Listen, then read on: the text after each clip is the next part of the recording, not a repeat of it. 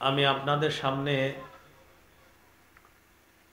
২৬ নম্বর পারার ১২ নম্বর পৃষ্ঠা সূরাতুল ফাতহির ১৮ নম্বর আয়াতে কারিমা তেলাওয়াত করলাম। ১৯ পারার ২০ পৃষ্ঠা সূরাতুন নামলের ৫৯ নম্বর আয়াতে কারিমা তেলাওয়াত করলাম। সহিহ মুসলিম হাদিসের কিতাব, এই কিতাব থেকে রাসূলুল্লাহ সাল্লাল্লাহু আলাইহি সাল্লামের একটি হাদিস পেশ করলাম। এই মাস আরবি মাস মুহররম মাস। মুহররম মাসের গুরুত্বটা আমাদের কাছে বিভিন্নভাবে,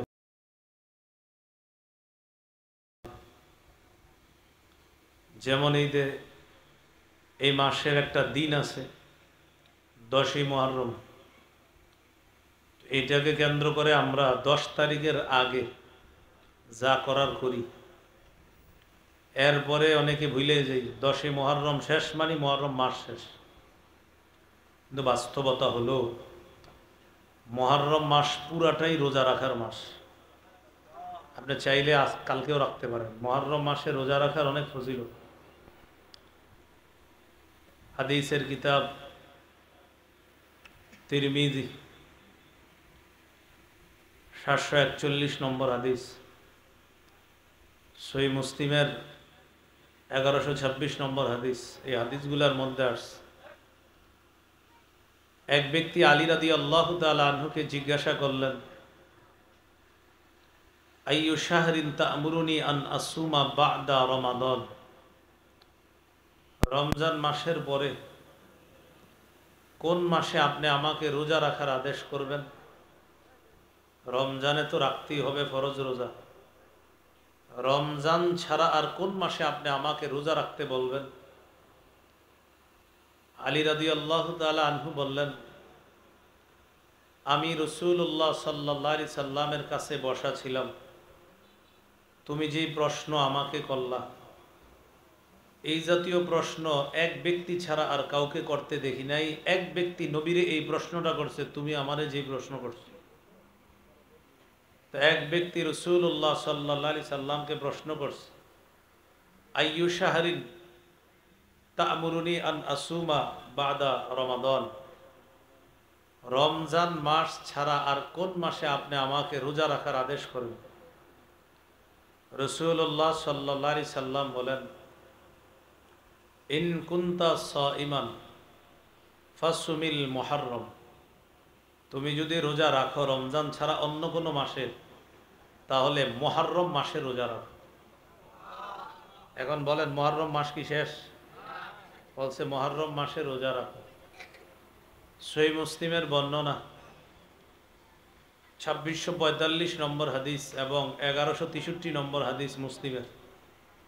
রাসূলুল্লাহ সাল্লাল্লাহু আলাইহি সাল্লাম বলেন, আফজলুস সিয়াম বা'দা রমাদান শাহরুল্লাহিল মুহররম, রমজান মাসের পরে সবচাইতে ফজিলতপূর্ণ রোজা হলো মুহররম মাসের রোজা। মুহররম মাসের রোজা রাখাটাই ফজিলত। ও আফজলুস সালাত বাদাল ফরিদতি সালাতুল লাইল, ফরজ নামাজের পর সবচাইতে ফজিলতপূর্ণ নামাজ হলো রাতের তাহাজ্জুদ নামাজ। তো এই হলো মুহররম মাস, এখনো শেষ হয় নাই, রোজা রাখা যেতে পারে। সূরা তাওবার ৩৬ নম্বর আয়াতে আল্লাহ বলেন, ইন্না ইদ্দাতাশ শুহুরি ইনদাল্লাহি ১২ শাহরান ফি কিতাবিল্লাহ ইয়াওমা খালাকাস সামাওয়াতি ওয়াল আরদা মিনহা আরবাআতুন হুরুম, নিশ্চয়ই আল্লাহর কাছে, আল্লাহর বিধান মতে যেদিন তিনি আসমান জমিন সৃষ্টি করেছেন সেদিন থেকে আল্লাহর কাছে আল্লাহর বিধান মতে মাসসমূহের গণনা ১২ মাস। মাসসমূহের গণনা ১২ মাস। মিনহা আরবাআতুন হুরুম, এই ১২ মাসের মধ্যে 4 মাস সম্মানিত। কোন 4 মাস সম্মানিত?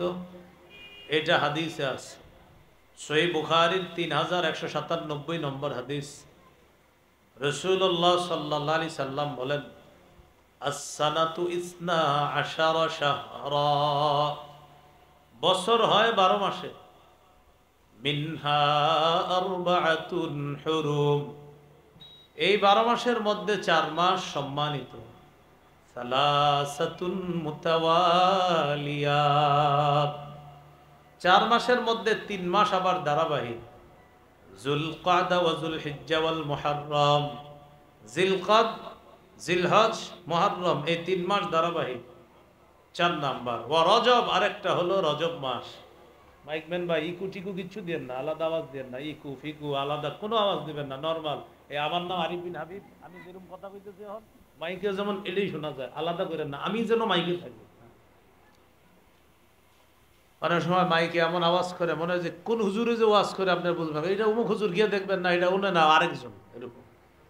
আমি যেটা এটাই যেন থাকে বাহিরে। রাসূলুল্লাহ সাল্লাল্লাহু আলাইহি সাল্লাম বললেন 4 মাস সম্মানিত, 3টা মাস ধারাবাহিক, জিলকাদ, জিলহজ, মুহররম, আরেকটা হলো রজব মাস। এই 4 মাসের মধ্যে একটা হলো মুহররম মাস, যেটার ফজিলত অর্জন করতে চাইলে এখনো আমরা অর্জন করতে পারি, রোজা রাখতে পারি। তবে আমার আপনাদের সামনে আজকে আলোচনা করার বিষয় এটা না, মুহররম মাস নিয়ে আলোচনার বিষয় না। বাকি মুহররম মাসকে কেন্দ্র করে কিছু বিষয় মুসলমানদের মাঝে আছে, এই বিষয়গুলো নিয়ে আলোচনা। এর মধ্যে 10ই মুহররমের বিষয়টা, এটা যে আমাদের নবী দুনিয়াতে আসার পরে চর্চা শুরু হয়েছে এমন না, এটা পৃথিবীতে অনেক আগে থেকে চর্চা, 10ই মুহররম। তবে আমাদের বাংলাদেশি যারা, আমাদের কাছে 10ই মুহররমের চর্চা বলতেই বুঝি হুসাইন রাদিয়াল্লাহু তাআলা আনহুর শাহাদাত। এখানে মনে রাখতে হবে, হুসাইন রাদিয়াল্লাহু তাআলা আনহুর 10ই মুহররম শহীদ হওয়ার কারণে 10ই মুহররমের মর্যাদা বাড়ে নাই, বরং 10ই মুহররম হুসাইন রাদিয়াল্লাহু তাআলা আনহু শহীদ হওয়ার কারণে তার শাহাদাতের মর্যাদা আল্লাহ বাড়ায় দিয়েছে। বাংলাটা বুঝছেন? শাহাদাতের কারণে 10ই মুহররমের মর্যাদা বাড়ে নাই, বরং 10ই মুহররম রাসূলুল্লাহ সাল্লাল্লাহু আলাইহি সাল্লামের কলিজার টুকরা নাতি শহীদ হওয়ার কারণে অন্য শাহাদাতের চাইতে তার শাহাদাতের মর্যাদা আল্লাহ বাড়ায় দিয়েছে। কারণ এই দিনে দুনিয়াতে অনেক কিছু আল্লাহ ঘটিয়েছেন। এই কারণে মুসা আলাইহিস সালাতু ওয়াস সালামকে আল্লাহ তাআলা ফেরাউনের বাহিনী থেকে মুক্তি দান করেছেন যেই দিন, এই দিন, এই মুহররমের 10 তারিখ। তো বলেন, মুসা নবীকে আমাদের নবীর পরে না অনেক আগের নবী? সহিহ বুখারী 2004 নম্বর হাদিসের বর্ণনা, আব্দুল্লাহ ইবনে আব্বাস রাদিয়াল্লাহু তাআলা আনহুমার বর্ণনা, তিনি বলেন, রাসূলুল্লাহ সাল্লাল্লাহু আলাইহি সাল্লাম মদিনায় আগমন করলেন। ফারাআল ইয়াহুদা তাসুমু ইয়াউমা আশুরা, নবীজি ইহুদিদেরকে দেখলেন তারা আশুরার দিনে রোজা রাখে, আশুরার দিনে রোজা রাখে। فقال رسول الله صلى الله عليه وسلم ما هذا, নবীজি বললেন এটা কি? তখন ইহুদিরা জবাব দিল, হাযা ইয়াউমুন সালিহ, এটা একটা ভালো দিন। ইয়াউমুন নাজ্জাল্লাহু বনি ইসরাঈলা মিন আদুবিহিম, এই দিনে আল্লাহ বনি ইসরাইলকে তাদের শত্রু থেকে মুক্তি দান করেছেন। ফাসামাহু মূসা, ফলে মুসা নবী 10ই মুহররম শুকরিয়া আদায় করার জন্য রোজা রাখা শুরু করছে। তো 10ই মুহররমের রোজা অনেক আগে থেকে। এই হলো আপনার 10ই মুহররমের আলোচনা, এটা আগে থেকে আলোচনা। তাহলে কি শিখলাম?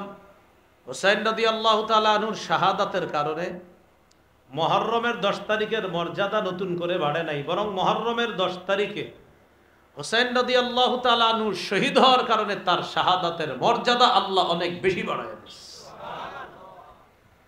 তো মুহররম মাস আসলে 1 নাম্বার হুসাইন রাদিয়াল্লাহু তাআলা আনহুর শাহাদাত, এটা নিয়ে আলোচনা হয়, এটা একটা বিষয়।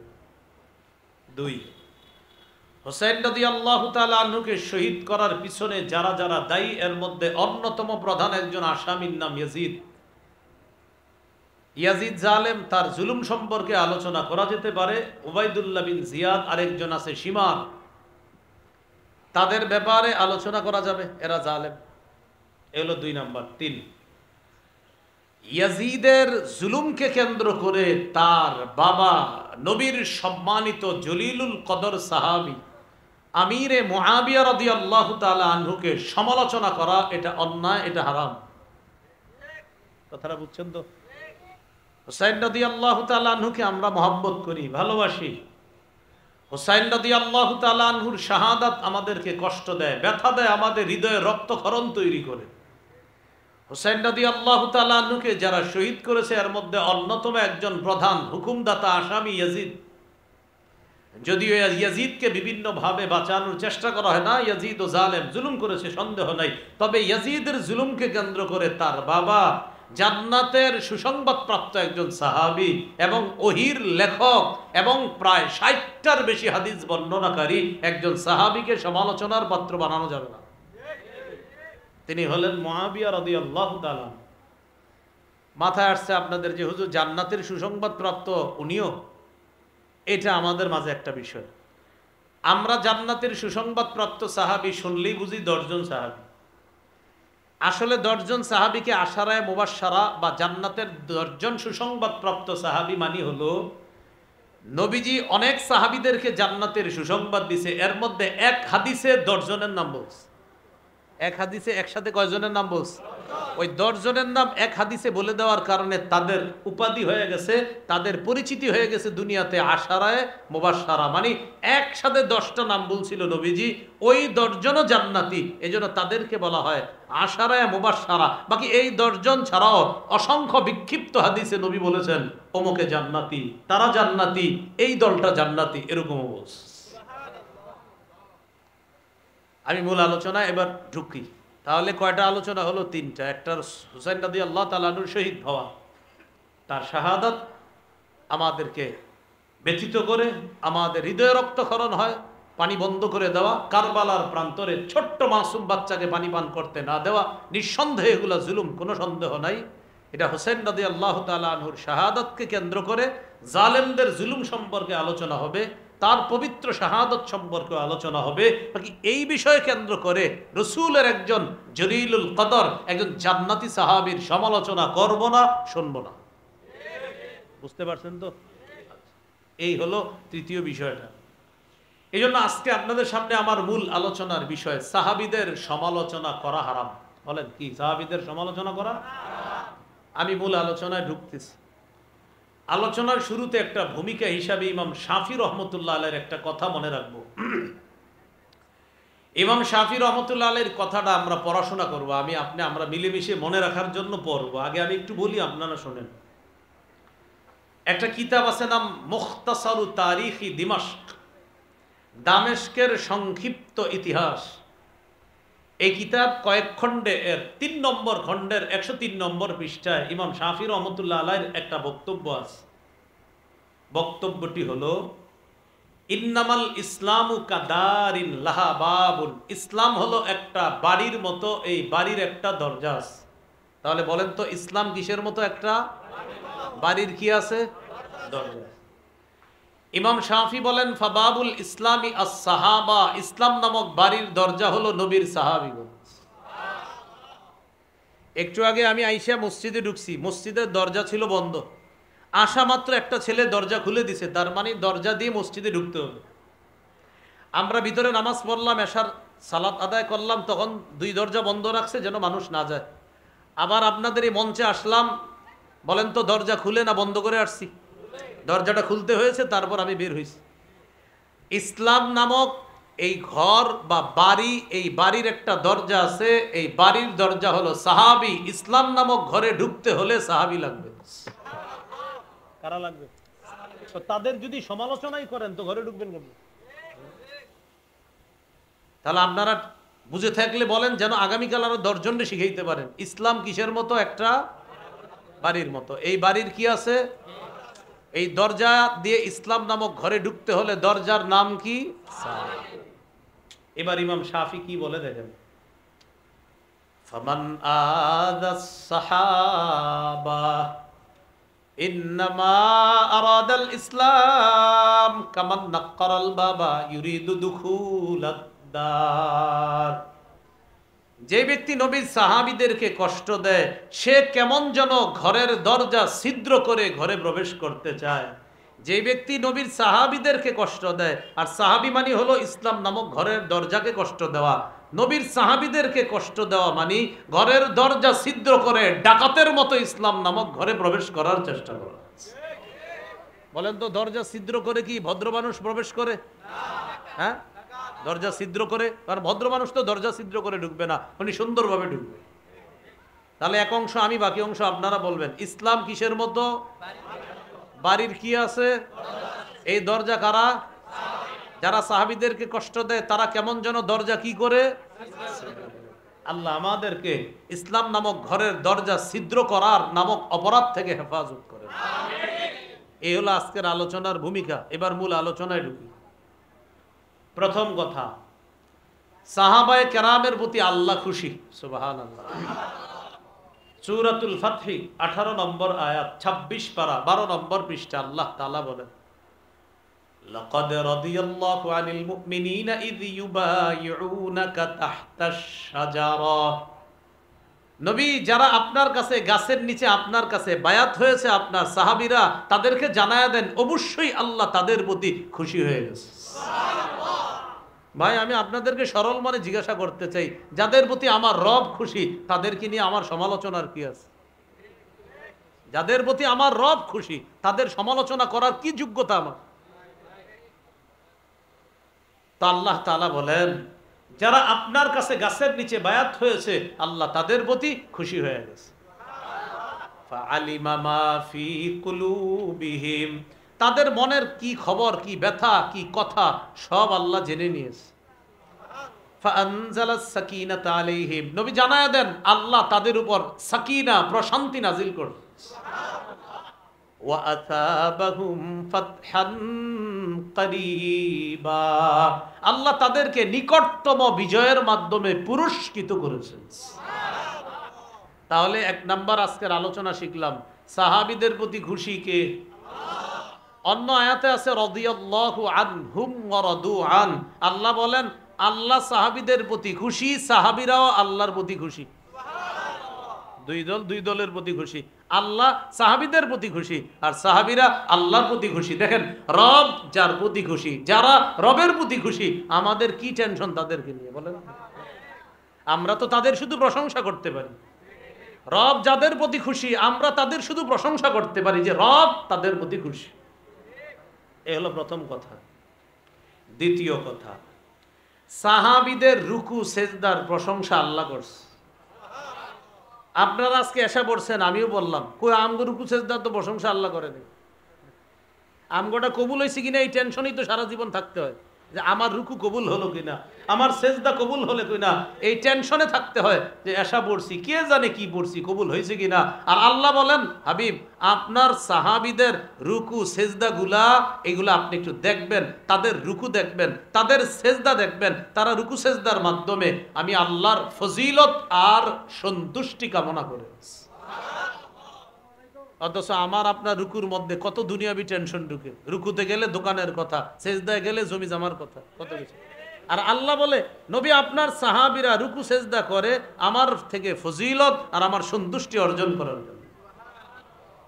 26 পারা 14 নম্বর পৃষ্ঠা সূরাতুল ফাতহি 29 নম্বর আয়াতে আল্লাহ বলেন, মুহাম্মাদুর রাসূলুল্লাহ, মুহাম্মদ সাল্লাল্লাহু আলাইহি ওয়াসাল্লাম আল্লাহর রাসূল। ওয়াল্লাযীনা মাআহু আশিদ্দাউ আলাল কুফফার, যারা তার সাথে আছে মানে সাহাবীরা, তারা কাফেরদের প্রতি কঠোর। রুহামাউ বাইনাহুম, সাহাবীরা আপোষের প্রতি সদয়, তারা আপোষের প্রতি বড় দয়া রাখে, মায়া রাখে, মহব্বত রাখে। এরপরে কি বলে? তারাহুম রুকআন সুজদা, নবী আপনি সাহাবীদেরকে দেখবেন রুকু অবস্থায়, সেজদা অবস্থায় দেখবেন। জানেন তারা রুকু সেজদা কেন করে? ইয়াবতাগুনা ফাদলাম মিনাল্লাহি ওয়া রিদওয়ানা, তারা আল্লাহর কাছ থেকে ফদলান আল্লাহর অনুগ্রহ চায়, ওয়ারিদওয়ানা আল্লাহর সন্তুষ্টি চায়। আল্লাহ সাহাবীদের রুকু সেজদার প্রশংসা করে বলে তারা রুকুর মাধ্যমে, তারা সেজদার মাধ্যমে আমি আল্লাহর অনুগ্রহ চায়, আমার সন্তুষ্টি চায়। হাবিব তারা হলো আপনার সাহাবী। বলেন সাহাবীদের রুকু সেজদার প্রশংসা কে করেছে? তো তাদের শুধু আমরা প্রশংসাই করতে পারি, হ্যাঁ? এরপরে আল্লাহ বলেন সীমাহুম ফি ওয়ুজুহিহিম মিন আথারিস সুজুদ। নবী আপনার সাহাবীরা কেমন জানেন? তাদের চেহারার মধ্যে আপনি আলামত দেখবেন, সেজদার চিহ্ন দেখতে পাবেন। এগুলো আজকে 2 নাম্বার আলোচনা। তাহলে 1 নাম্বার শিখলাম সাহাবীদের প্রতি কে খুশি? আল্লাহ। 2 নাম্বার সাহাবীদের রুকু সেজদার প্রশংসা কে করেছে? শেষ হয় না। আল্লাহ বলেন যালিকা মাসালুহুম ফিত তাওরাত ওয়া মাসালুহুম ফিল ইনজিল। নবী আপনার সাহাবীদের আলোচনা দৃষ্টান্ত তাওরাতেও আছে, ইনজিলেও আছে। সুবহানাল্লাহ। কোরআনে তো আছেই, তাওরাতেও আছে, ইনজিলেও আছে। যাদের ব্যাপারে আল্লাহ আগেই আলোচনা করছে তাওরাত ইনজিলে, তাদের তো শুধু প্রশংসাই করতে পারি। আজকে 3 নাম্বার আলোচনা। বলেন সাহাবীগণ আল্লাহর নির্বাচিত বান্দা। দেখছেন নি আমার আপনার মাঝে সাহাবীরা হলো নির্বাচিত। সূরা নামল 59 নম্বর আয়াত, 19 পারা 20 নম্বর পৃষ্ঠা। আল্লাহ তাআলা বলেন ওয়াকুলিল হামদুলিল্লাহি ওয়া সালামুন আলা ইবাদিহিল্লাযীনা ইসতাফা। নবী আপনি বলেন সমস্ত প্রশংসা আল্লাহর। ওয়া সালামুন আলা ইবাদিহিল্লাযীনা ইসতাফা, শান্তি বর্ষিত হোক ওই সমস্ত বান্দাদের প্রতি যাদেরকে আল্লাহ নির্বাচন করেছেন। বলেন না, অনুবাদটা একসাথে করি, বলেন শান্তি তাদের প্রতি যাদেরকে আল্লাহ নির্বাচন করেছেন। সুবহানাল্লাহ। ইমাম সুফিয়ান সাউরি রহমতুল্লাহি আলাইহি এই আয়াতের ব্যাখ্যায় বলেন হুম আসহাবু মুহাম্মাদিন সাল্লাল্লাহু আলাইহি সাল্লাম। এখানে নির্বাচিত বান্দা হলেন আল্লাহ রাসূলের সাহাবীগণ। 4 নাম্বার, সারা পৃথিবীর উম্মতের মাঝে আমরা শ্রেষ্ঠ উম্মত। সুবহানাল্লাহ। আমাদের মাঝে শ্রেষ্ঠ সাহাবীরা। আবার বলি, সারা পৃথিবীর শ্রেষ্ঠ উম্মত আমরা, আমাদের মাঝে শ্রেষ্ঠ সাহাবীরা। সূরা আলী ইমরান 110 নম্বর আয়াত, 4 পারা 2 নম্বর পৃষ্ঠা। সূরা আলী ইমরান 110 নম্বর আয়াতে আল্লাহ বলেন কুনতুম খায়রা উম্মাতিন উখরিজাত লিন-নাস, তোমরাই শ্রেষ্ঠ উম্মত যাদেরকে মানুষের কল্যাণের জন্য বের করা হয়েছে। এখানে 1 নাম্বার উদ্দেশ্য শ্রেষ্ঠ উম্মত দ্বারা আল্লাহ রাসূলের সাহাবীগণ। তা'মুরুনা বিল মা'রুফি ওয়া তানহাউনা আনিল মুনকার, তোমরা সৎ কাজের আদেশ করবা, অসৎ কাজের নিষেধ করবা। ওয়া তু'মিনুনা বিল্লাহ, আল্লাহর প্রতি ঈমান রাখো। তোমাদের গুণ হলো সৎ কাজের আদেশ করা, অসৎ কাজের নিষেধ করা, আল্লাহর প্রতি বিশ্বাস স্থাপন করা। এজন্যই তো তোমরা শ্রেষ্ঠ উম্মত, সারা পৃথিবীর শ্রেষ্ঠ উম্মত আমরা, আমাদের মাঝে শ্রেষ্ঠ উম্মত আল্লাহ রাসূলের সাহাবীগণ। বলেন আল্লাহ কার প্রতি সন্তুষ্ট? সাহাবীদের প্রশংসা কে করেছেন? আল্লাহ। সাহাবীরা কার নির্বাচিত বান্দা? আল্লাহ। সাহাবীরা এই উম্মতের কি উম্মত? শ্রেষ্ঠ উম্মত। তাহলে তাদের শুধু কি করতে পারি? প্রশংসা। 5 নাম্বার, এটাও একটু বলেন, মনে থাকবে। বলেন সাহাবীগণ এই উম্মতের নিরাপত্তা স্বরূপ। তাই তো তারা নাই বলে আমাদের উপর একের পর এক বিপদ আপদ আসতেছে। সাহাবীগণ এই উম্মতের জন্য ছিল নিরাপত্তা। সাহাবীরা নাই, উম্মতের উপর গজব আযাব শুরু হয়েছে। দলিল সহিহ মুসলিম 2531 নম্বর হাদিস, 2531। এই হাদিসের বর্ণনাকারী আবু বুরদা তার বাবা থেকে হাদিসটা বর্ণনা করেছেন। এই হাদিসটি বুঝার আছে একটু। আপনারা একদল এই মসজিদে আজকে মাগরিব পড়ছেন, বয়ান তো শুরু হয়েছে মাগরিবের আগে থেকে, ঠিক না হুজুর? আচ্ছা, তো মাগরিব পড়ার পর চিন্তা করলেন, 2-3 জন বসে রয়েছেন আর কি, বললেন এই এশার নামাজটা একসাথে বইরা মাহফিলটা শুনেই যাবো, এরকম হয়তো আছেন কিছু। আচ্ছা, অথবা আপনারা এই এলাকার কোনো মসজিদে কেউ মাগরিব পড়ছেন, পড়ার পর বৈশা কেউ তেলাওয়াত করতেছেন, কেউ জিকির করতেছেন, কেউ হয়তোবা কোনো আমল করতেছেন, আর বলতেছেন যেহেতু মাগরিব পড়ে ফেলছি, এশা আর বেশিক্ষণ বাকি নাই, ইনশাল্লাহ আজানটা দিলে হুজুরের সাথে জামাতে এশাটা পইরা বাড়িতে যাব। এমন হতে পারে কিনা? নবীর একদল সাহাবী মসজিদের মধ্যে বসা, নবীর সাথে জামাতে মাগরিবের নামাজ আদায় করছে, সুবহানাল্লাহ। তো তারা বলেন, সাল্লাইনা মা রাসূলিল্লাহি সাল্লাল্লাহু আলাইহি ওয়াসাল্লাম আল মাগরিবা, আমরা রাসূলুল্লাহ সাল্লাল্লাহু আলাইহি সাল্লামের সাথে মাগরিবের নামাজ আদায় করলাম। নামাজ পড়ার পর আমরা কয়েকজন সাহাবী মসজিদে বসে বললাম, লাউ জালাসনা হাতা, আচ্ছা মাগরিব যেহেতু পড়েই ফেলছি, এশা পর্যন্ত মসজিদে বসে থাকি, একবারে নবীর সাথে এশার নামাজটা জামাতে পড়বো, তারপর যাব। তারা বসে রয়েছে। হঠাৎ আল্লাহ রাসূল সাল্লাল্লাহু আলাইহি সাল্লাম ঘর থেকে মসজিদে আসছে। নবীজির ঘর ছিল মসজিদের সাথে, এই জন্য ইমাম সাহেবের বাসা করে দিবেন মসজিদের সাথে। বললাম সবাই দিয়ে চুপ হয়ে গেলেন, ঘটনা কি? হ্যাঁ, হুজুর খানাই দিনে আবার বাসা নাকি? হ্যাঁ, ইমাম সাহেবের কোয়ার্টার করে দিবেন একদম মসজিদের সাথে, যেন উনি কামরা থেকে দরজা দিয়ে বের হয়ে মসজিদে এসে আপনাদেরকে বলতে পারে আসসালামু আলাইকুম। একদম অ্যাটাচড বাথরুম সহ ওনার ফ্যামিলি সহ কোয়ার্টার করে দিবেন। রাসূলুল্লাহ সাল্লাল্লাহু আলাইহি সাল্লামের বাসা ছিল একদম মসজিদের সাথে। বাসা থেকে বের হয়ে আসছে। বাসা কোনটা? এখন আল্লাহ রাসূল সাল্লাল্লাহু আলাইহি সাল্লাম যেখানে আছে মদিনায়, এটাই বাসা ছিল। সুবহানাল্লাহ। এটা আম্মাজান আয়েশা সিদ্দিকা রাদিয়াল্লাহু তাআলা আনহার কামরা ছিল, ঘর ছিল। নবীজি মসজিদে আয়েশা দেখে একদল সাহাবী বসা, তাদেরকে বললেন, মাজিল তুম হাহুনা, তোমরা এখানে কতক্ষণ বসা? এতক্ষণ এখানে বসে আছো, মাগরিব পরে বাসায় যাওনি? সাহাবীরা জবাব দিলেন, ইয়া রাসূলুল্লাহ, আপনার সাথে জামাতে মাগরিব পড়ছি।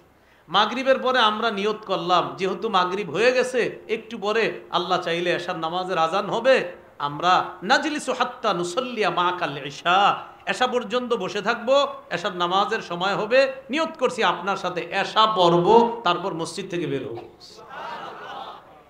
নবীজি বললেন, আহসানতুম, ভালো কাজ করছো, সুবহানাল্লাহ। অথবা বলছেন, আও আসাবতুম, তোমরা সঠিক করছো। ফারাফা রাসাহু ইলাস সামা, মূল জায়গায় চলে আসছি, মন দিয়ে শুনেন। নবী মাথাটা আকাশের দিকে উঠাইলেন।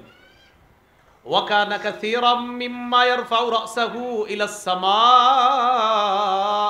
বেশিরভাগ সময় আল্লাহ রাসূল মাথা আকাশের দিকে উঠাইতেন, এটা নবীর একটা অভ্যাস ছিল। মাথা আকাশের দিকে উঠায় নবী বললেন, আন-নুজুমু আমানাতুন লিস-সামা, নবী বললেন, এই নক্ষত্রগুলা আকাশের জন্য নিরাপত্তা, নক্ষত্র আকাশের জন্য নিরাপত্তা।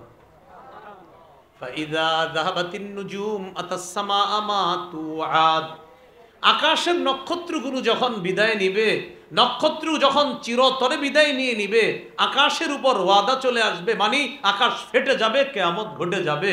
নক্ষত্র যতদিন আছে আকাশের নিরাপত্তা আছে, নক্ষত্র ধ্বংস, আকাশ ধ্বংস। এরপরে কি বললেন দেখেন, ওয়া আনা আমানাতুন লি আসহাবি, শোনো, আমি আমার সাহাবীদের জন্য নিরাপত্তা। সুবহানাল্লাহ। নবীজি বললেন, আমি আমার সাহাবীদের জন্য নিরাপত্তা। ফাইযা যাহাবতু আতা আসহাবি মা ইউআদুনা, আমি যখন বিদায় নিব, আমার সাহাবীদের উপর একের পর এক বালা মুসিবত আসতে থাকবে, পরীক্ষা আসবে। ঠিকই নবী বিদায় নিলেন। বিদায় নেওয়ার সাথে সাথেই পরীক্ষা শুরু হয়ে গেল, কে হবে খলিফা, পরীক্ষা শুরু হয়ে গেল। ওমর ফারুক রাদিয়াল্লাহু তাআলা আনহু খুব কৌশলের সাথে এই পরীক্ষা তাড়াতাড়ি সামাল দিয়েছেন। তিনি সর্বপ্রথম তিনি দাঁড়ায় বায়াত হয়ে গেছে আবু বকর সিদ্দিক রাদিয়াল্লাহু তাআলা আনহুর কাছে। তখন বিষয়টা সহজ হয়ে গেছে, মানুষ দলে দলে বায়াত হওয়া শুরু হয়েছে। এটা ছিল একটা পরীক্ষা, এটা বেশি কষ্টদায়ক ছিল না। কিছুদিন পরে একটা ভয়ঙ্কর পরীক্ষা, সেটা কি, আবু বকর সিদ্দিক রাদিয়াল্লাহু তাআলা আনহুর জামানায় একদল বলে বসলো, আমরা আর যাকাত দিব না, নবীর যুগে দিছি এখন আর দিব না। এই পরীক্ষায় আবু বকর সিদ্দিক নরম, এই নরম আবু বকর সিদ্দিক রাদিয়াল্লাহু তাআলা কঠিন গরম হয়ে বললেন, আয়ান কুসুদ্দিন ওয়া আনা হাই, দ্বীনের কোনো ক্ষতি হবে আর আমি আবু বকর জীবিত থাকবো? অসম্ভব। যাকাত যারা দিবে না, একটা রশি দিতেও যদি অস্বীকার করে, যা নবীর যুগে দিত রশিকে, অর্থাৎ পশু দিলে সাথে রশিও দিত, যদি কেউ যাকাত দেওয়ার সময় রশিটাও না দেয়, আমি তার বিরুদ্ধে জিহাদ করব। তাহলে ফিতনা আসা শুরু হলো। ওমর ফারুক রাদিয়াল্লাহু তাআলা আনহু সুন্দরভাবে সামাল দিলেন দুনিয়াকে। তারপরেও তার শেষের দিকে ফিতনা আসলো, তিনিও শাহাদাত বরণ করলেন।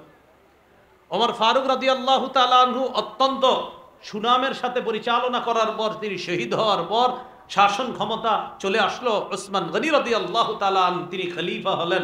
তার শেষের দিকে কি পরিমাণ ভয়ঙ্কর সাবাই ফিতনা দেখা দিল, যেই ফিতনা এক পর্যায়ে মুসলমানের মধ্যে গ্রুপিং পর্যন্ত চলে গেল। জলিলুল কদর সাহাবী আলী আর মুআবিয়া আয়েশা রাদিয়াল্লাহু তাআলা আনহুম, তাদের মাঝে আপনার কিছু বিষয়ে মতভেদ দেখা দিল। হযরত আলী আর মুআবিয়া তাদের মাঝে মতভেদ হয়ে গেল। আলী এবং আম্মাজান আয়েশা জামাই এবং শাশুড়ির মাঝেও মতভেদ হয়ে গেল। একের পর এক পরীক্ষা। নবী বলেন, আমি থাকা পর্যন্ত আমার সাহাবীরা নিরাপদ, আমি চলে যাব তাদের উপরেও পরীক্ষা আসবে। এবার কি বলে দেখেন, ওয়া আসহাবি আমানাতুন লি উম্মতি, আমার সাহাবীরা আমার উম্মতের জন্য নিরাপত্তা। ফাইযা যাহাবা আসহাবি আতা উম্মতি মা ইউআদুনা, আমার সাহাবীরা যখন বিদায় নিবে আমার উম্মতের উপর একের পর এক বিপদ আসতে থাকবে। আস্তে আস্তে এক পর্যায়ে কিয়ামতের ছোট আলামত, এক পর্যায়ে বড় আলামত, পরিশেষে কিয়ামত হয়ে যাবে। তাহলে বলেন তো, আমাদের জন্য সাহাবীদেরকে নবী কি বলেছেন? নিরাপত্তা। বলেন কি বলেছেন? যাদেরকে নবী বললেন নিরাপত্তা, তাদের সমালোচনা করার কিভাবে দুঃসাহস করি? তাদের শুধু প্রশংসা করা যায়। বুঝে আসছিনি কথাগুলা? 6 নাম্বার, সাহাবায়ে কেরাম এই উম্মতের জন্য কল্যাণ। বলেন, সাহাবায়ে কেরাম উম্মতের জন্য কি কল্যাণ? একটা হাদিস শুনলে অনেক সুন্দর একটা বিষয় শিখার। as-সিলসিলাতুস সহিহা হাদিসের কিতাব 3283 নম্বর হাদিস। এই হাদিসের বর্ণনাকারী সাহাবীর নাম ওয়াসিলা ইবনুল আসকা আল-লাইসি আবি কাইসালা। আচ্ছা, ছোট একটু মনে রাখেন, ওয়াসিলা কি নাম? ওয়াসিলা পুরো নাম ওয়াসিলা ইবনুল আসকা আল-লাইসি আবি কাইসালা, এটা হলো পুরো নাম। এই ওয়াসিলা রাদিয়াল্লাহু তাআলা আনহুর বর্ণনা, তিনি বলেন রাসূলুল্লাহ সাল্লাল্লাহু আলাইহি সাল্লাম বলেন, লা তাজালুনা বিখাইরিন মা দামা ফিকুম মান রাআনি ওয়া সাহাবানি, তোমরা ততক্ষণ কল্যাণের মধ্যে থাকবা যতক্ষণ তোমাদের মধ্যে তারা থাকবে যারা আমি নবীকে দেখেছে আর আমার সাহাবী হওয়ার সৌভাগ্য অর্জন করছে। এরপরে কি বলে দেখেন, ওয়াল্লাহি লা তাজালুনা বিখাইরিন মা দামা ফিকুম মান রাআনি ওয়া সাহাবা মান সাহাবানি, আল্লাহর কসম তোমরা ততদিন কল্যাণের মধ্যে থাকবা যতদিন তোমাদের মধ্যে তারা থাকবে যারা আমার সাহাবীদেরকে দেখছে। বুঝেন নাই মনে হয়? প্রথমটা বলছে তোমরা ততদিন কল্যাণের মধ্যে থাকবা যতদিন তোমাদের মধ্যে তারা আছে যারা আমাকে দেখেছে। 2 নম্বরে বললেন, আল্লাহর কসম তোমরা ততদিন কল্যাণের মধ্যে থাকবা যতদিন তোমাদের মাঝে তারা থাকবে যারা আমার সাহাবীদেরকে দেখছে এবং আমার সাহাবীদের সান্নিধ্য অর্জন করে তাবিঈ হওয়ার মর্যাদা অর্জন করছে। 3 নম্বর, ওয়াল্লাহি লা তাজালুনা বিখাইরিন মা দামা ফিকুম মান রাআনি ওয়া সাহাবা মান সাহাবানি, আল্লাহর কসম তোমরা ততদিন কল্যাণের মধ্যে থাকবা যতদিন তোমাদের মধ্যে তারা থাকবে যারা তাদেরকে দেখছে যারা আমার সাহাবীদেরকে দেখছে। সুবহানাল্লাহ। তাহলে তাবে তাবিঈন, তাবে তাবিঈন, তোমরা ততদিন কল্যাণের মধ্যে থাকবা যতদিন আমার সাহাবীরা থাকবে, তোমরা ততদিন কল্যাণের মধ্যে থাকবা যতদিন তারা থাকবে যারা আমার সাহাবীদেরকে দেখছে, তোমরা ততদিন কল্যাণের মধ্যে থাকবা যতদিন তোমাদের মধ্যে তারা থাকবে যারা তাদেরকে দেখেছে যারা আমার সাহাবীকে দেখছে। আল্লাহ জানে, বুঝছেননি? তাহলে সাহাবী, তাবিঈ, তাবে তাবিঈ, সাহাবীরা কল্যাণ, তাবিঈগণ কল্যাণ, তাবে তাবিঈগণ কল্যাণ। অতএব এখান থেকে বোঝা যায় আল্লাহ নবীর পরে 3 যুগ যারা আছে এই 3 যুগের ব্যাপারে কলম চালাইতে আর জবান চালাইতে বড় সতর্কতার সাথে চালাইতে হবে। এই 3 যুগের মধ্যেই আপনার আল ইমামুল আজম আবু হানিফা রহমতুল্লাহি আলাইহি, আল ইমামু মালিক রহমতুল্লাহি আলাইহি, এই বড় বড় ইমাম, তাদের ব্যাপারে আমাদের দেশের অনেক মানুষ, সাধারণ জনগণ এমন ভাবে কথা বলে যেন তার খালাতো ভাই। ওনা মনে হয় যে একসাথে খেলছে ছোটবেলায়। কি এবার বলে তুমগো আবু হানিফা, মানে ওনার খালাতো ভাই, মামাতো ভাই। বড় সতর্ক, খুব সতর্ক, খুব সতর্ক। এলেমের এক এক পাহাড়, এক এক জাহাজ, এক এক হাস্তি, এক এক এর বড় বড় বাহাদুর যারা এলেমের জগতে, তাদেরকে আপনি এইভাবে বলেন, খুব সাবধান, আপনি কোথায় আছেন? সাবধান। সাহাবীদের ব্যাপারে জবান নিয়ন্ত্রণ, তাবিদের ব্যাপারে জবান নিয়ন্ত্রণ, তাবে তাবিদের ব্যাপারে জবান বড় নিয়ন্ত্রণ রাখতে হবে, কলম নিয়ন্ত্রণ রাখতে হবে। এগুলো আজকে 6 নম্বর আলোচনা। 7 নম্বর আলোচনা, সাহাবীদের মর্যাদা, তাবিঈদের মর্যাদা, তাবে তাবিঈদের মর্যাদা রক্ষা করার হুকুম আল্লাহ রাসূল আমাদেরকে করছে। ইবনে মাজাহ হাদিসের কিতাব 2363 নম্বর হাদিস। এই হাদিসের বর্ণনাকারী ওমর ইবনুল খাত্তাব রাদিয়াল্লাহু তাআলা, তিনি একদিন জাবিয়া নামক জায়গায় দাঁড়িয়েছে। ওমর ইবনুল খাত্তাব হাদিসের মূল বর্ণনাকারী সাহাবী জাবির ইবনে সামুরা। তো তিনি বলেন যে একদিন আমিরুল মুমিনিন হযরত ওমর জাবিয়া নামক একটা জায়গায় দাঁড়াইছে, দাঁড়ায় বললেন, এই শোনো মানুষ, আমি যেভাবে তোমাদের সামনে দাঁড়িয়েছি একদিন নবীজি এইভাবে আমাদের সামনে দাঁড়িয়েছে। দাঁড়ানোর পর নবীজি বলেছেন, ইহফাজুনি ফি আসহাবি সুম্মাল্লাযীনা ইয়ালুনাহুম সুম্মাল্লাযীনা ইয়ালুনাহুম, ও পৃথিবীর মানুষ, আমার সাহাবীদের মর্যাদা রক্ষা করবা, সাহাবীদের পরের যুগ যারা তাদের মর্যাদা রক্ষা করবা, তাদের পরের যুগে যারা তাদের মর্যাদা রক্ষা করবা। সাহাবীদের মর্যাদা রক্ষা করা, তাবিঈদের মর্যাদা রক্ষা করা, তাবে তাবিঈদের মর্যাদা রক্ষা করা হুকুম আল্লাহ রাসূল করে গিয়েছেন। আমরা তাদের সমালোচনা করতে পারি না, আমরা শুধু প্রশংসা করতে পারি। প্রিয় ভাইরা, এলাকার ওলামায়ে কেরাম আছেন অনেক, জানি না এদিকের কি হালাত সাধারণ জনগণের মাঝে। অনেক সাধারণ জনগণ কোন কোন পাল্লায় পড়ে বড় বড় ইমামদের নাম এমন ভাবে বলে মনে হয় যে ওনার সাথে ছোটবেলায় খেলছে। জানি না এইসব ফেতনা দিকে আছে কিনা। খুব সতর্ক, আল্লাহর হস্তে খুব সতর্ক থাকেন। এগুলো 7 নম্বর আলোচনা। 8 নম্বর আলোচনা, আজকের গুরুত্বপূর্ণ আলোচনা, এটা আমার সাথে বলেন, সাহাবীদেরকে গালি দেওয়া হারাম। বলেন তো আবার, সাহাবীদেরকে গালি দেওয়া, জোরে বলবেন, সাহাবীদেরকে গালি দেওয়া, সাহাবীদেরকে গালি দেওয়া। এই ব্যাপারে কয়েকটা দৃষ্টান্ত দিই। দৃষ্টান্ত নাম্বার 1, যেই ব্যক্তি সাহাবীকে কখনো গালি দিবে সাথে সাথে বলবেন, ভাইয়া তোমার উপর আল্লাহর অভিশাপ, ফেরেশতাদের অভিশাপ, সারা দুনিয়ার সব মানুষের অভিশাপ। কোনোদিন যদি কাউকে দেখেন সাহাবীদেরকে গালি দেয়, সাথে সাথে বলবেন হাদিসের ভাষ্য অনুযায়ী তোমার উপর আল্লাহর অভিশাপ, ফেরেশতাদের অভিশাপ, সকল মানুষের অভিশাপ। হাদিসের একটা কিতাব আছে নাম আল জামিউস সগীর। এই কিতাবের 8715 নম্বর হাদিসের বর্ণনা। রাসূলুল্লাহ সাল্লাল্লাহু আলাইহি সাল্লাম বলেন, মান সাব্বা আসহাবি ফালাইহি লানাতুল্লাহ ওয়াল মালাইকাতি ওয়ান নাসি আজমাইন। যে ব্যক্তি আমার সাহাবীদেরকে গালি দিল, তার উপর আল্লাহর অভিশাপ, তার উপর ফেরেশতাদের অভিশাপ, তার উপর সকল মানুষের অভিশাপ। প্রিয় মুসলমান ভাই বোনেরা, হাতে পায়ে ধরে বলছি, আল্লাহর হস্তে সাহাবীদের ব্যাপারে কোনো নিন্দা এই জাতীয় শুনবেন বা করবেন, এটা কল্পনায় আইনেন না, এটা মাথায় আইনেন না। এই বিষয়ের গুরুত্বটা আলেমরা খুব বেশি বুঝতেছে, এখানে যারা আছে তারা এই বিষয়গুলো বুঝতেছে। তো আপনারা সাধারণ যারা, আপনারা বুঝতেছেন না, আপনাদেরকে অনেক মানুষ সাহাবীদের ব্যাপারেও ধোঁকা দেওয়ার চেষ্টা করে। এমনও হবে দেখবেন, যখন কোনো আমল আপনি তার অনুযায়ী করবেন না, তখন আপনার বলবেন, ভাই এই আমল তো আব্দুল্লাহ ইবনে মাসউদ রাদিয়াল্লাহু তাআলা আনহু করছে, তখন আপনাকে কি বলবে জানেন? আব্দুল্লাহ ইবনে মাসউদ কোনো সাহাবী হইল?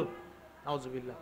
আমি তো কম কইছি, আপনি জানেন হুজুর আব্দুল্লাহ ইবনে মাসউদ রাদিয়াল্লাহু তাআলা আনহুকে এক ব্যক্তি এত ভয়ঙ্কর কথা বলছে, একদম মুখ দিয়া বলছে, যেটা আমি মুখে আনতে পারতেছি না। কারণ ওই আমাদের হানাফি ফিকহের গোরা আব্দুল্লাহ ইবনে মাসউদ রাদিয়াল্লাহু তাআলা, কেন উনি নাম, ওনার নাম, এই জন্য ওনার ব্যাপারে এমন ভয়ঙ্কর মন্তব্য আছে অনেকের, যা মুখে আনতে পারতেছি না। এই জন্য খুব সাবধান। রাসূলুল্লাহ সাল্লাল্লাহু আলাইহি সাল্লাম বলেন, যে ব্যক্তি আমার সাহাবীদেরকে গালি দেয়, তার উপর আল্লাহর অভিশাপ, ফেরেশতাদের অভিশাপ, সকল মানুষের অভিশাপ। দৃষ্টান্ত নাম্বার 2, সহিহ বুখারীর বর্ণনা 3673 নম্বর হাদিস। এই হাদিসে রাসূল সাল্লাল্লাহু আলাইহি সাল্লাম সাহাবীদেরকে গালি দিতে নিষেধ করছে। রাসূলুল্লাহ সাল্লাল্লাহু আলাইহি সাল্লাম বলেন, লা তাসুব্বু আসহাবি, তোমরা আমার সাহাবীদেরকে গালি দিও না। ফালাউ আন্না আহাদাকুম আনফাকা মিসলা উহুদিন যাহাবা, তোমাদের কেউ যদি উহুদ পাহাড় পরিমাণ স্বর্ণ দান করে, তোমাদের কেউ যদি উহুদ পাহাড় পরিমাণ স্বর্ণ দান করে, আমাদের কেউ মনে করেন উহুদ পাহাড়টা যত বড়, এই পরিমাণ স্বর্ণ দান করছে। নবীজি বলেন, মা বালাগা বুদ্দা আহাদিহিম ওয়ালা নাসিফা, আমার সাহাবী এক মুদ পরিমাণ আল্লাহর রাস্তায় দান করছে, অথবা এর অর্ধেক সামান্য কিছু দান করার যেই সওয়াব, তোমরা উহুদ পাহাড় পরিমাণ দান করেও আমার সাহাবীর ওই সামান্য অংশের সওয়াব পাবে না। ওই পর্যন্ত বুঝতে, আমি কারে নিয়ে সমালোচনা করি, আল্লাহ হেফাজত করেন। দৃষ্টান্ত নাম্বার 3, 3, 4, 5 মন দিয়ে শোনেন, দৃষ্টান্ত 3, 4, 5টা মন দিয়ে শোনেন। দেখেন দৃষ্টান্ত নাম্বার 3, তাখরিজু শরহিত তাহাবিয়া কিতাবের নাম 693 নম্বর বর্ণনা। আব্দুল্লাহ ইবনে আব্বাস রাদিয়াল্লাহু তাআলা আনহুমার বর্ণনা, তিনি বলেন, লা তাসুব্বু আসহাবা মুহাম্মাদিন সাল্লাল্লাহু আলাইহি ওয়াসাল্লাম, তোমরা মুহাম্মদ সাল্লাল্লাহু আলাইহি সাল্লামের সাহাবীদেরকে গালি দিও না। ফালা মুকামু আহাদিহিম সাআতান ইয়ানি মা নবী সাল্লাল্লাহু আলাইহি ওয়াসাল্লাম খায়রুম মিন আমালি আহাদিকুম 40 সানা। আল্লাহ রসুলের একজন সাহাবী নবীর সাথে শুধু বসে ছিল, আপনার মানে এমন না আমল করছে, এমনি মনে করেন নবীর পাশে বসছে, নবী এক মজলিসে আছে, উনি হয়তো নবীর পিছনে বসা, ডানে বসা, বামে বসা বা সামনে বসা, অথবা বিশাল বড় মজলিসে তিনি শুধু এক জায়গায় বসে রয়েছে আর নবীজির খালি একটু দেখছে, বাস কোনো আমলও করে নাই। আব্দুল্লাহ ইবনে আব্বাস বলেন, এই যে নবীর মজলিসে একজন সাহাবী শুধু এমনি তার উপস্থিতি সামান্য সময়, তোমাদের কেউ 40 বছর ইবাদত করার চাইতেও তার ওই সামান্য উপস্থিতি আল্লাহর কাছে আরো দামি। কার সমালোচনা করি? দৃষ্টান্ত নাম্বার 4, আগেরটা তো বললাম 40 বছর, 4 নাম্বার দৃষ্টান্তে কি বলে দেখেন, ইবনে মাজাহ 162 নম্বর হাদিস। আব্দুল্লাহ ইবনে ওমর রাদিয়াল্লাহু তাআলা আনহুমার বর্ণনা, তিনি বলেন, লা তাসুব্বু আসহাবা মুহাম্মাদিন সাল্লাল্লাহু আলাইহি ওয়াসাল্লাম, পৃথিবীর মানুষ তোমরা মুহাম্মদ সাল্লাল্লাহু আলাইহি সাল্লামের সাহাবীদেরকে গালি দিও না। ফালা মুকামু আহাদিহিম মা নবী সাল্লাল্লাহু আলাইহি ওয়াসাল্লাম খায়রুম মিন আমালি আহাদিকুম উমরাহ, তোমাদের কেউ সারা জীবন, আগেরটা বলছে 40 বছর, এটা বলতেছে সারা জীবন ইবাদত কইরা যেই সওয়াব কামাই করবা, একজন সাহাবী নবীর আশেপাশে সামান্য সময় ঘুরছে, ইবাদত বন্দি করার শুধু একটু নবীর সামনে ছিল সামান্য সময়, তোমাদের সারা জীবনের ইবাদতের চাইতে তার সেই সামান্য উপস্থিতি আল্লাহর কাছে আরো দামি। 5 নাম্বার দৃষ্টান্তটা আরেকটু শুনেন, এটা আরো হয়রান হওয়া দৃষ্টান্ত। আমরা বয়স পাই কত? গড়ে 60-70, বাকি হাদিস দ্বারা বোঝা যায়, নবী বলছে আমার উম্মতের গড় পড়তা বয়স হবে 70 থেকে 60। আমরা বাংলায় কি 70 থেকে 60 বলি না, 60 থেকে 70, কিন্তু নবী বলছে 70 থেকে 60। হাদিস দ্বারা বোঝা যায় উম্মতের গড় পড়তা বয়স কমবে, বাড়বে না, তাই নবী বলছেন আমার উম্মতের বয়স হবে 70 থেকে 60। এখন বলেন নূহ নবীর হায়াত, এই হায়াত কি এখন কেউ পায়? 1000 বছরের উপরে হায়াত। তাহলে নূহ নবীর বয়স মনে করেন কেউ পাইছেন আপনাদের? কেউ, কথার কথা, কেউ নূহ নবীর বয়স আল্লাহ তারে দিস, আর সেই পরিমাণ ইবাদত করছে যে 1000 বছরের বেশি ইবাদত করছে যিনি নূহ নবীর হায়াত পাইছে। নবীর একজন সাহাবী নবীর সামনে গেছে, মন দিয়ে শুনেন, যখন নবী রাগান্বিত ছিল ওই সাহাবীর উপর, নয় নবী রাগ কইরা আস, নবীজির কাছে গেছে এমনি সাহাবী, কিন্তু নবী কোনো কারণে তার উপর রাগ করছে। তাহলে কি বোঝা গেল? সাহাবীর উপস্থিতিটা নবীর সামনে খুশি অবস্থায় না রাগের অবস্থায়? রাগের অবস্থায়। একটু বুঝছেন তো কথাটা? এবার হাদিসটা শুনেন, সহিহ ইবনে হিব্বান হাদিসের কিতাব 7256 নম্বর হাদিস। এই হাদিসের বর্ণনাকারীর নাম হলো রিয়াহ ইবনুল হারিস। আচ্ছা, একজন বর্ণনাকারী মনে করেন, সাধারণ যারা আছেন আপনারা, তিনি বলেন আমি কুফার মসজিদে বসা, নবীর এক সাহাবী নাম মুগীরা ইবনে শুবা, তার পাশে আমি কুফার মসজিদে বসা। নবীর সাহাবী মুগীরা ইবনে শুবার কাছে আসলেন নবীর আরেক সাহাবী, তার নাম সাঈদ ইবনে যায়েদ ইবনে আমর ইবনে নুফাইল। একটু খালি মনে রাখেন, সাঈদ রাদিয়াল্লাহু তাআলা আনহু নামে একজন সাহাবী মুগীরা ইবনে শুবার কাছে আসছে। তাহলে মুগীরা ইবনে শুবা বসা, তার কাছে নবীর আরেক সাহাবী আসছে, তার নাম সাঈদ ইবনে যায়েদ। সামনে কুফার জনগণ আছে, তাহলে দুই সাহাবী একসাথে বসা, একজন এভাবে হেলান দিয়ে আছে, পায়ের কাছে আরেক সাহাবী বসা। মুগীরা ইবনে শুবা রাদিয়াল্লাহু তাআলা আনহু সম্ভবত শোয়া অবস্থায়, আর তার পায়ের কাছে খাটের উপরে বসা আছে আরেক সাহাবী। হাদিসের ভাষ্য, ওয়া জালাসা ইনদা রিজলিহি আলাস সারির, আরেক বর্ণনায় আকআদাহু ইনদা রিজলিহি আলাস সারির। মুগীরা ইবনে শুবা নবীর আরেক সাহাবী সাঈদ রাদিয়াল্লাহু তাআলা আনহুকে স্বাগত জানায়া ওই পায়ের কাছে বসায়া দিছে, খাটের উপর বসো। তো বৈশা দুই সাহাবী বসা। ইতিমধ্যে কুফার এক লোক আসছে ওই মজলিসে, কুফার এক লোক, ওই লোকটার নাম কাইস ইবনে আলকামা। কি নাম? এই লোক আইসা কি শুরু করছে? সাব্বা ফাসাব্বা, গালি দেওয়া শুরু করছে। এই লোক এখানে আইসা শুধু শুধু গালি দিতেছে। তো সাঈদ রাদিয়াল্লাহু তাআলা মুগীরা ইবনে শুবা রাদিয়াল্লাহু তাআলা আনহুকে বললেন, আচ্ছা মাইয়া সুব্বু, এই লোকটা কারে গালি দেয়? তো মুগীরা ইবনে শুবা রাদিয়াল্লাহু তাআলা আনহু বললেন, ইয়াসুব্বু আলিয়া, সে আলী রাদিয়াল্লাহু তাআলা আনহুকে গালি দিতেছে। দিল থেকে বলেন নাউজুবিল্লাহ।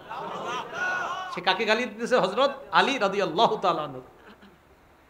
তখন সাইদ রাদিয়াল্লাহু তাআলা আনহু বললেন, আলা আরা আসহাবা রাসূলিল্লাহ সাল্লাল্লাহু আলাইহি সাল্লাম ইউসাব্বুনা ইনদাকা ফালা তুনকিরু ওয়ালা তুগাইয়িরু। আপনার সামনে নবীর একজন সাহাবীকে গালি দেয়, কিছু বলতেছেন না কেন? তখন সাইদ রাদিয়াল্লাহু তাআলা আনহু বললেন, আল্লাহর কসম আমি নবীকে বলতে শুনেছি, আবু বকরিন ফিল জান্নাহ ওয়া উমারু ফিল জান্নাহ ওয়া উসমানু ফিল জান্নাহ ওয়া আলিয়ুন ফিল জান্নাহ ওয়া সাকাল হাদিস। তিনি বলেন, আমি নবীকে বলতে শুনেছি আবু বকর জান্নাতে, ওমর জান্নাতে, ওসমান জান্নাতে, আলী জান্নাতে। নবীর জান্নাতি সাহাবীকে সে কিভাবে গালি দেয়? নবী যার ব্যাপারে বলছে সে জান্নাতে, এই সাহাবীকে সে গালি দিচ্ছে। এরপরে তিনি বলেন, শোনো, লামাশহাদু রাজুলিম মিনহুম মা রাসূলিল্লাহি সাল্লাল্লাহু আলাইহি ওয়াসাল্লাম ইয়াগবারু ফীহি ওয়াজহুহু খায়রুম মিন আমালি আহাদিকুম উমরা ওয়ালাউ উমমিরা উমারা নূহ। যদি নূহ নবীর হায়াত পাও, সাঈদ ইবনে যায়েদ বললেন, তোমাদের কেউ যদি নূহ নবীর হায়াত পাও আর এই পরিমাণ তুমি ইবাদত করলা, নবীর একজন সাহাবী নবীর মজলিসে উপস্থিত হয়েছে এমন অবস্থায় যে নবী তার উপর রাগান্বিত, এই রাগের অবস্থায় নবীর সাহাবীর উপস্থিতির মর্যাদা এত বেশি, তুমি নূহ নবীর হায়াত পাওয়ার পরেও যদি এত বছর ইবাদত করো, এই তোমার এই ইবাদতের চাইতেও নবীর রাগের অবস্থায় সাহাবীর উপস্থিতির মর্যাদা আল্লাহর কাছে আরো বেশি। খুশির অবস্থার কি হবে? তুমি যদি নূহ নবীর হায়াত পাও, নবীর এক সাহাবী, নবী রাগ করে আছে তার উপরে, কিন্তু সাহাবী রাগ করে আছে, কোনো কারণে রাগ করছে, এই যে রাগের অবস্থায় নবীর সাহাবী নবীর সামনে আছে, এই সাহাবী হওয়ার যোগ্যতাটা, এই সামান্য উপস্থিতি তোমাদেরকেও নূহ নবীর পরিমাণ বয়স পায় আমল করবা, এর চাইতেও এটার ফজিলত আল্লাহর কাছে আরো বেশি। বলেন, সমালোচনা করব কখনো? তাদেরকে শুধু কি করতে পারি আমরা? প্রশংসা, সম্মান, তাদেরকে সবসময় আমরা প্রশংসা করব। আল্লাহ কথাগুলো মনে রাখার তৌফিক দান করেন। দৃষ্টান্ত নাম্বার 6, সহিহ মুসলিমের বর্ণনা 3022 নম্বর হাদিস। আয়েশা রাদিয়াল্লাহু তাআলা আনহা তার ভাগিনাকে ডাকলেন। ভাগিনা আয়েশা রাদিয়াল্লাহু তাআলা আনহা দেখলেন কি চারদিকে শুধু সাহাবীদেরকে গালাগালি শুরু হয়েছে। তখন আয়েশা রাদিয়াল্লাহু তাআলা আনহা তার ভাগিনাকে বললেন, ইয়াবনা উখতি, ও ভাগিনা, কি খবর? উমিরু আইয়াস্তাগফিরু লি আসহাবি রাসূলিল্লাহি সাল্লাল্লাহু আলাইহি ওয়াসাল্লাম, মানুষকে আদেশ করা হয়েছে তারা যেন সাহাবীদের জন্য আল্লাহর কাছে বেশি বেশি ক্ষমা চায়। উল্টা ফাসাব্বুহুম, তারা দেখি খালি গালি দেয়। মানুষকে, আমাকে, আপনাকে বলা হয়েছে আমরা যেন সাহাবীদের জন্য আল্লাহর কাছে খালি ক্ষমা প্রার্থনা করি। ওই যে আল্লাহ শিখিয়ে দিছে না 28 নম্বর পারায়, রব্বানাগফির লানা ওয়া লিইখওয়ানিনাল্লাযীনা সাবাকুনা বিল ঈমান ওয়ালা তাজআল ফি কুলুবিনা গিল্লাল লিল্লাযীনা আমানু রব্বানা ইন্নাকা রাউফুর রহিম। আল্লাহ দোয়া শিখিয়ে দিছে যে সাহাবীরা যারা ঈমানে আমাদের চেয়ে অগ্রগামী, তাদের জন্য শুধু ক্ষমার দোয়া করব, তাদের ক্ষমা মানি, তাদের মর্যাদা যেন আল্লাহ জান্নাতে খালি বাড়াইতে থাকে। আম্মাজান বলেন, কি হইল মানুষের? আল্লাহ বলছে, নবী বলছে তারা যেন সাহাবীদের জন্য ক্ষমা চায়, উল্টা তারা দেখি সাহাবীদেরকে গালি দেয়। দৃষ্টান্ত নাম্বার 7, আজকে জুমার নামাজ যারা পড়ছেন, আশা করি সবাই পড়ছেন, জুমার নামাজের দ্বিতীয় খুতবা প্রত্যেক জুমায় দেখবেন খতিব সাহেব পড়ে, আল্লাহ আল্লাহ ফি আসহাবি লা তাত্তাখিজুহুম গরাদাম মিন বা'দি, পড়েনি? ফামান আহাব্বাহুম ফাবিহুব্বি আহাব্বাহুম ওয়া মান আবগাদাহুম ফাবিবুগদি আবগাদাহুম। এরপরে কিছু বইরা ওই যে ইন্নাল্লাহা ইয়ামুরু বিল আদল, শেষে বলে ফাজকুরুনি আযকুরকুম ওয়াশকুরুলি ওয়ালা তাকফুরুন, মানে আপনারা দৌড় দিয়ে এসে জামাতে দাঁড়ান। ফাজকুরুনি আযকুরকুম মানে কি? মানে খুতবা শেষ, জামাতের সময় হয়ে গেছে। এজন্য হুজুররা বুদ্ধি কইরা এই জিকিরের আয়াত অন্যান্য যেগুলো আছে এগুলোও মাঝে মাঝে পড়বেন। ফাজকুরুনি একদিন, আরেক জুমায় আরেক জিকির সংক্রান্ত আয়াত, আরেক জুমায় আরেকটা, যেন ওই যে যারা ধোকাবাজ বাহিরে দাঁড়ায় থাকে জায়নামাজ নিয়ে আর খালি কথা কয়, খুতবা না শুই না, যারা অপেক্ষা থাকে ফাজকুরুনি কখন কইব আর দৌড় দিমু, এগুলারে বুঝাইবেন চান্দু ফাজকুরুনির অপেক্ষায় থাকলে হবে না। এখন জিকির সংক্রান্ত অন্যান্য আয়াত আমি পড়বো, তুমি এই চিন্তা থাইকো না আমি কখন খুতবা শেষ করব, আগে থেকে আসো খুতবা শোনো। না, আমাদের দেশে ফাজকুরুনি মানি দৌড়। এই হাদিসে রাসূল সাল্লাল্লাহু আলাইহি সাল্লাম বলেন, আল্লাহ আল্লাহ ফি আসহাবি, আমার সাহাবীদের ব্যাপারে আল্লাহকে ভয় করো। চিন্তা করেন, প্রত্যেক জুমায় খতিব সাহেব দ্বিতীয় খুতবায় শোনায় দিচ্ছে, এই আল্লাহ আল্লাহ ফি আসহাবি, আমার সাহাবীদের ব্যাপারে আল্লাহকে ভয় করো। লা তাত্তাখিজুহুম গরাদাম মিন বা'দি, আমার বিদায়ের পরে আমার সাহাবীদেরকে তোমরা নিশানা বানাও না, তাদেরকে লক্ষ্যবস্তু বানাও না। আমার সাহাবীদের দিল বড় সাফ, তাদের মন বড় সাফ, তাদেরকে লক্ষ্যবস্তু বানাও না, তাদেরকে নিশানা বানাও। এবার কি বলে দেখেন, ফামান আহাব্বাহুম ফাবিহুব্বি আহাব্বাহুম, যারা আমার সাহাবীদেরকে ভালোবাসলো তারা যেন আমাকে ভালোবাসে বলেই সাহাবীদেরকে ভালোবাসে। এখন আমি জানতে চাই নবীজিকে ভালোবাসি কারা কারা? হ্যাঁ, হাত নামায়েন না। দেখেন নবী বলতেছে যারা আমার সাহাবীদেরকে ভালোবাসলো তারা যেন আমাকে ভালোবাসে বলেই সাহাবীদেরকে ভালোবাসলো। তাহলে আজকে থেকে যদি দাবি করি আমি নবীকে ভালোবাসি কিন্তু সাহাবীকে না, আমরা বলবো না, হলো না। নবী বলছে নবীকে ভালোবাসে যারা, সাহাবীদেরকে ভালোবাসে তারা। তাহলে স্লোগানটা মুখস্থ করে ফেলি, নবীকে ভালোবাসে যারা, নবীকে ভালোবাসে যারা। এরপরে বলতেছে ওমান আবগাদাহুম ফাবিবুগদি আবগাদাহুম, যারা আমার সাহাবীদের প্রতি বিদ্বেষ রাখে তারা আমার প্রতি বিদ্বেষ রাখে বলেই সাহাবীদের প্রতি বিদ্বেষ রাখে। তাহলে বলেন তো নবীর প্রতি বিদ্বেষ রাখে যারা, সাহাবীদের প্রতি বিদ্বেষ রাখে তারা। আমরা সাহাবীদের প্রতি বিদ্বেষ পোষণ করব না, আল্লাহ আমাদেরকে হেফাজত করে। 8 নাম্বার দৃষ্টান্ত, একটা কিতাব আছে নাম ফাতহুল মুগীস, 3 নাম্বার খণ্ড 101 নম্বর পৃষ্ঠা। আবু জুরআ আর রাজি রহমতুল্লাহ আলাইহির একটা বক্তব্য দিয়ে এই অংশের আলোচনা শেষ করছি। তিনি বলেন ইদা রাআইতা রাজুলা ইয়ানতাকিসু আহাদাম মিন আসহাবিন নবী সাল্লাল্লাহু আলাইহি সাল্লাম ফাআলাম আন্নাহু জিন্দিক, তুমি যদি দেখো কোনো ব্যক্তি নবীর সাহাবীর সমালোচনা করে, তার সম্মান খাটো করে, নবীর সাহাবীকে ছোট করে, নবীর সাহাবীর কোনো নিন্দা করে, মুখের সামনে তুমি জেনে নিবা এই লোকটা জিন্দিক, এই জন্য নবীর সাহাবীর সমালোচনা করে। তুমি যখন দেখবা কোনো ব্যক্তি নবীর সাহাবীর সমালোচনা করে, ফালাম, তুমি জেনে রাখবা আন্নাহু জিন্দিক, সে জিন্দিক, এই জন্য সাহাবীর সমালোচনা করে। তাহলে আজকের 8 নাম্বার আলোচনা ছিল নবীর সাহাবীর সমালোচনা করা যাবে না, গালি দেওয়া যাবে না, গালি দেওয়া হারাম। 9 নাম্বার আরেকটু অংশ আছে, 8 নাম্বার পর্যন্ত আরেকটু বলি। 1 নাম্বার সাহাবীদের প্রতি খুশি কে? 2 নাম্বার সাহাবীদের রুকু সিজদার প্রশংসা করেছেন কে?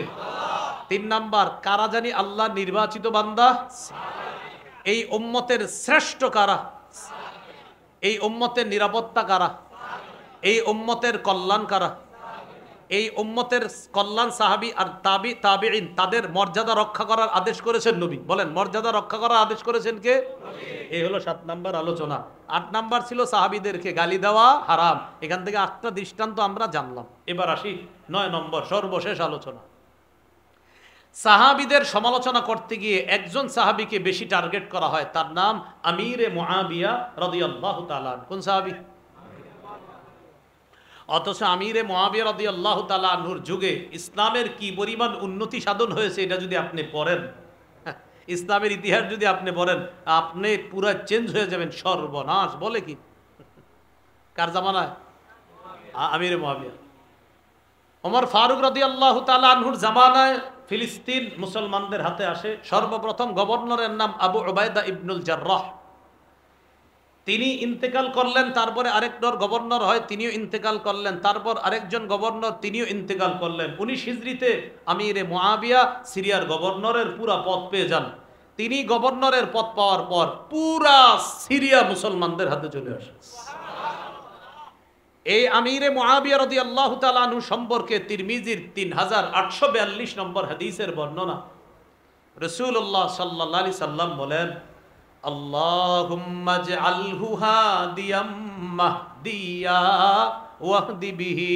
একটু বলেন, বলেন আল্লাহ আপনি তাকে হেদায়েতের পথে আহ্বানকারী বানান, তাকে পথপ্রাপ্ত বানান, তার মাধ্যমে অন্যদেরকে হেদায়েত দেন। বলেন এই দোয়াটি নবীজি মুআবিয়া রাদিয়াল্লাহু তাআলা আনহুর জন্য করছে। যার জন্য নবী এই দোয়া করছে, আপনি তাকে সমালোচনা করেন কিভাবে? বলেন আল্লাহুম্মা জাআলহু হাদিয়া, আল্লাহ আপনি তাকে সত্যের পথে আহ্বানকারী বানান। মাহদিয়া, আল্লাহ তাকেও আপনি সৎ পথ প্রাপ্ত বানান। ওয়াহদি বিহি, আল্লাহ তার মাধ্যমে অসংখ্য মানুষকে আপনি হেদায়েত দান করেন। মুআবিয়া রাদিয়াল্লাহু তাআলা আনহুর পিতার নাম আবু সুফিয়ান। কি নাম? আবু সুফিয়ান রাদিয়াল্লাহু তাআলা সম্পর্কে নবীজির শ্বশুর। কোন মেয়ের বাবা? উম্মে হাবিবা রাদিয়াল্লাহু তাআলা আনহা, তার পিতা ছিলেন আবু সুফিয়ান রাদিয়াল্লাহু তাআলা। এই আবু সুফিয়ান রাদিয়াল্লাহু তাআলা আনহুর কন্যা উম্মে হাবিবা, সেই সূত্রে নবীর শ্বশুর আবু সুফিয়ান রাদিয়াল্লাহু তাআলা। এন্ড আবু সুফিয়ান রাদিয়াল্লাহু তাআলা আনহু যদি নবীর শ্বশুর হয়, তো তার ছেলে মুআবিয়া রাদিয়াল্লাহু তাআলা নবীর কি হবে? শ্যালক। কি হবে? শ্যালক। নবীজির শ্যালক মুআবিয়া রাদিয়াল্লাহু তাআলা আনহুকে আবু সুফিয়ান রাদিয়াল্লাহু তাআলা নবীর কাছে নিয়ে এসে বললেন, ওয়া মুআবিয়াতু তাজআলুহু কাতিবান বাইনা ইয়াদাইকা। নবীজিকে এসে বললেন, মুআবিয়াকে কি আপনার পার্সোনাল লেখক হিসাবে বানাতে পারেন? তাজআলুহু কাতিবান বাইনা ইয়াদাইক, আপনি কি তাকে লেখক হিসাবে রাখবেন? মুআবিয়া লিখতে পারে, তাকে লেখক হিসাবে রাখবেন? নবী বললেন, নাম, তাকে লেখক হিসাবে আমি রাখব। এখন প্রশ্ন হলো, হুজুর, লেখক আর ওহির লেখক দুইটা তো দুই জিনিস। এবার দেখি তিনি ওহি লিখতেন কিনা। এই জবাব এই জামানায় আলেমরা কি দিবে? অনেক আগেই ওলামায়ে কেরাম জবাব দিয়ে গেছে। সুবহানাল্লাহ। অনেক বড় আলেম ইমাম শামসুদ্দিন যাহাবী রহমতুল্লাহ আলাইহ, তার বিখ্যাত কিতাব তারিখুল ইসলাম, এই কিতাবের 4 নম্বর খণ্ড 309 নম্বর পৃষ্ঠায় তিনি জবাব দিয়ে গেছে আমিরে মুআবিয়া ওহি লিখতেন কিনা। আব্দুল্লাহ ইবনে আব্বাস রাদিয়াল্লাহু তাআলা আনহুমার বর্ণনা, তিনি বলেন, কুনতু আলআবু, আমি খেলতেছিলাম, ফাদআনি রাসূলুল্লাহ সাল্লাল্লাহু আলাইহি সাল্লাম, আমি খেলতেছিলাম, নবী আমারে ডাক দিয়েছে। ছোট মানুষ ছিলাম। আব্দুল্লাহ ইবনে আব্বাস তিনি বলেন, আমি ছোট ছিলাম, তো আমি খেলতেছি, নবী আমারে ডাক দিয়েছে, আব্দুল্লাহ দিয়ে আসো, উদউলি মুআবিয়া, আমাকে একটু মুআবিয়াকে ডেকে দাও তো, মুআবিয়াকে ডেকে আমার কাছে নিয়ে আসো। নবী আব্দুল্লাহ ইবনে আব্বাস রাদিয়াল্লাহু তাআলা আনহুমাকে বললেন, আব্দুল্লাহ, একটু মুআবিয়াকে ডেকে নিয়ে আসো। এবার আব্দুল্লাহ ইবনে আব্বাস বলেন, জানো কেন ডাকাইছে? ওয়া কানা ইয়াকতুবুল ওয়াহইয়া, মুআবিয়া ওহী লিখতেন, তো এজন্য নবী আমার মাধ্যমে মুআবিয়াকে ডাকায় আনছেন নবীর প্রয়োজন পুরা করার জন্য। কারণ মুআবিয়া কানা ইয়াকতুবুল ওয়াহইয়া, তিনি কি লিখতেন? ওহী লিখতেন। এবার বুখারী একটা বর্ণনা শুনেন, 2924 নম্বর হাদিস, 2924 নম্বর হাদিস। এই হাদিসের মধ্যে কি বলছে দেখেন নবী, আউয়ালু জাইশিম মিন উম্মতি ইয়াগজুনাল বাহরা ক্বাদ আউজাবু, আমার উম্মতের যেই দলটি সর্বপ্রথম নৌপথে যুদ্ধ করবে, তারা জান্নাত ওয়াজিব করে নেবে। বলেন, নৌপথে প্রথম যারা মুসলমান যুদ্ধ করছে, তারা কি ওয়াজিব করে নেয়? আবার কি ওয়াজিব করে নেয়? জান্নাত। এই নৌপথের যুদ্ধের প্ল্যান করেছেন যিনি, যার সময় যুদ্ধ হয়েছে, যার নেতৃত্ব হয়েছে, যিনি এই যুদ্ধের সৈনিকদেরকে পাঠিয়েছেন, তিনি হলেন আমিরে মুআবিয়া রাদিয়াল্লাহু তাআলা, যাকে নবী জান্নাতি বলে গেলেন। আপনি কিভাবে তাকে সমালোচনার পাত্র বানান? বুখারীর 3762 নম্বর হাদিস, আব্দুল্লাহ ইবনে আব্বাস বলেন, শোনো, ইন্নাহু ফকিহ, মুআবিয়া একজন ফকিহ সাহাবী, মুআবিয়া একজন ফকিহ সাহাবী। যদিও এই হাদিস দিয়া অনেকে আবার একটা দলিল দিয়া গ্রহণ করে অন্য কিছু বলে, তার একক একটা দলিল নেই এখান থেকে। যাই হোক, এই হাদিসে আব্দুল্লাহ ইবনে আব্বাস বলেন, ইন্নাহু ফকিহ, মুআবিয়া রাদিয়াল্লাহু তাআলা একজন ফকিহ সাহাবী, তিনি ইজতিহাদ করার যোগ্যতা রাখেন। তিনি ইজতিহাদ করে কোনো আমল যদি করে, সেই আমল তোমরা, তার এই আমলটা তোমরা দেখা ভুল ধরতে যাবা না, কারণ তিনি একজন ফকিহ সাহাবী, তিনি ইজতিহাদ করার যোগ্যতা রাখে। আর ইজতিহাদ যে করতে পারে, তার যদি কাজটা সঠিক হয় ডাবল সওয়াব, সঠিক যদি না হয় অর্ধেক সওয়াব। সঠিক হইলে ডাবল, সঠিক না হইলে একটা সওয়াব হবে। ইন আসাবা ফালাহু আজরান ওয়া ইন আখতা ফালাহু আজরুন। ফকিহ মুস্তাহিদ যদি গবেষণা করে, কোনো মাসালা বের করে, মাসালা সঠিক হইলে ডাবল সওয়াব, সঠিক না হইলে কষ্ট করে যে গবেষণা করছে তাও এক সওয়াব। আর আমরা আছি সমালোচনা নিয়ে, নিজের আখেরাত ঠিক করে নিয়ে চিন্তা ভাবনা করি না মিয়া, কবরে যাওয়ার পর কি হালাত হবে এই টেনশন নাই। আপনি আছেন এদেরকে নিয়ে, আল্লাহ আমাদেরকে হেফাজত করেন। তাহলে আমার সাথে একটু বলেন, বলেন সাহাবী, তাবিঈ, তাবিঈ, এভাবে পরম্পরায় উলামায়ে কেরামের যে সিলসিলা, যে ধারাবাহিকতা, তাদের মর্যাদা, তাদের সম্মান আমরা যথাসাধ্য অক্ষুণ্ণ রাখার চেষ্টা করব। তাদেরকে সমালোচনার পাত্র বানাবো না। মনে থাকবেন ইনশাল্লাহ। পরীক্ষা হয়ে যাক। বলেন তো, ইসলাম কিসের মতো? ঘরের কি আছে? দরজা কারা? যারা সাহাবীদেরকে কষ্ট দেয়, তারা দরজা কি করে? দরজা ছিদ্র করে ভদ্র মানুষ ঘরে ঢুকে। মাশাআল্লাহ, এই তো বুঝে আসছে। আল্লাহ আমাদের সকলকে আজকে যে আলোচনাগুলো করলাম, শুনলাম, বললাম, সাহাবায়ে কেরামের মর্যাদা সদা সর্বদা সর্বক্ষেত্রে আমরা রক্ষা করার চেষ্টা করব। আল্লাহ তৌফিক দান করেন। আজকের আলোচনাটি আমার সংকলন মিম্বরের আমানতের 10 নম্বর খণ্ডে এই সাহাবীদের আলোচনার অংশটাও পাবেন। মিম্বরে আমানতের 10 নম্বর খণ্ডটা যাদের কাছে আছে, যারা সংগ্রহ করেছেন, 10 নম্বর খণ্ডে মুহররমের আলোচনায় সাহাবীদের এই একটা আলোচনাও পাবেন। শিরোনাম হবে সাহাবীদের নিন্দাবাদ বা নিন্দা করা কত বড় অপরাধ, এই জাতীয় আলোচনা আছে।